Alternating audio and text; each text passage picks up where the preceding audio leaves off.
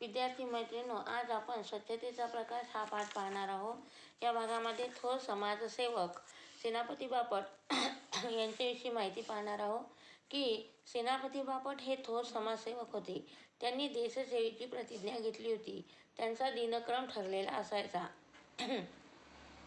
पहाटे लवकर उठायचे, दैनंदिन कामे उरकायची आणि की हातात झाडू घ्यायचा आणि सफाईला सुरुवात करायची. सफाई करणे सोपे असते, पण लोकांच्या वृत्तीत बदल घडवणे कठीण असते असे त्यांना वाटे. तर सेनापती बापट हे समाजसेवक होते. त्यांनी एक व्रत हाती घेतलेलं होतं. ते व्रत म्हणजे कोणचं? समाजसेवेचं व्रत. आणि ते रोज काय करायचे? त्यांची कामे आटोपली की झाडू हातात घेऊन साफसफाई करायला सुरुवात करायची. आणि पण लोकांनी सुद्धा त्यांचं पाहून केलं पाहिजे, कारण आपण लोकांना सांगू शकत नाही की तुम्ही सुद्धा हातात झाडू घ्या. पण आपण काय करायचं आहे की आपण स्वतः हे कार्य करायचं आणि लोकांना मग त्यापासून प्रवृत्त करायचं. गावातील लोक सेनापती बापट यांना तात्या म्हणून ओळखत असे आणि त्यांचे सफाईचे काम पाहून गावकऱ्यांमध्ये कुजबूज सुरू झाली.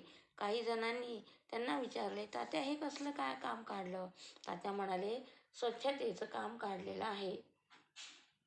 त्यावर गावकरी म्हणाले, तुमच्यासारख्या शिकल्या सवरलेल्यांना हे असलं वंगाळ काम करणं बरं दिसत नाही. आणि गावकरी त्यांना म्हणू लागले की तात्या, तुम्हाला हे काम करणं चांगलं दिसत नाही. तुम्ही असं कसं हे काम करत आहे, हे स्वच्छतेचं? आणि गावकरी त्यांना समजून सांगू लागले, पण ते काही समजत नव्हते. आणि सफाईच्या कामात वाईट काय आहे? तात्यांनी विचारले. पण असलं हलकं काम? गावकऱ्यांनी प्रश्न विचारला. जगामध्ये कोणतंही काम हलकं नाही. तुम्ही ते या स्वच्छता मोहिमेत सामील व्हा. त्यांनी सांगितलं की स्वच्छता म्हणजे मोहिमेमध्ये तुम्ही सामील व्हा. कोणतंही काम हे कमी किंवा जास्त नसतं, हलकं किंवा भारी नसतं. आणि गावकऱ्यांनी तात्याच्या वडिलांची म्हणजेच दादांची भेट घेतली. तात्या करत असलेल्या स्वच्छता मोहिमेची माहिती दिली. आणि काय झालं मग की तात्यांनी त्यांना माहिती दिली की गावकरी तात्यांना सांगू लागले की आता तात्या हे असं प्रकारचं काम करत आहे, तुम्ही त्यांना समजावून सांगा.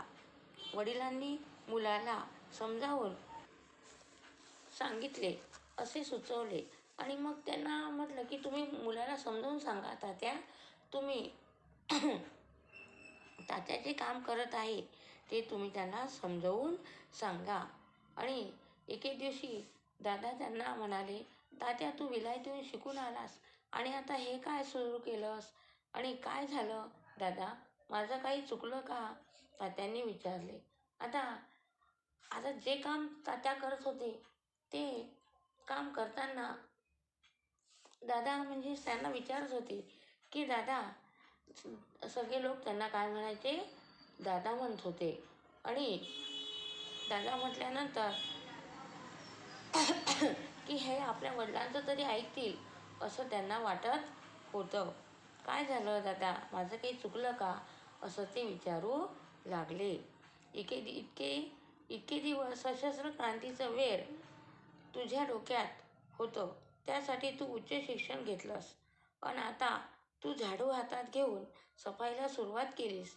आयुष्यात काय करायचं हे तू ठरवलं की नाही?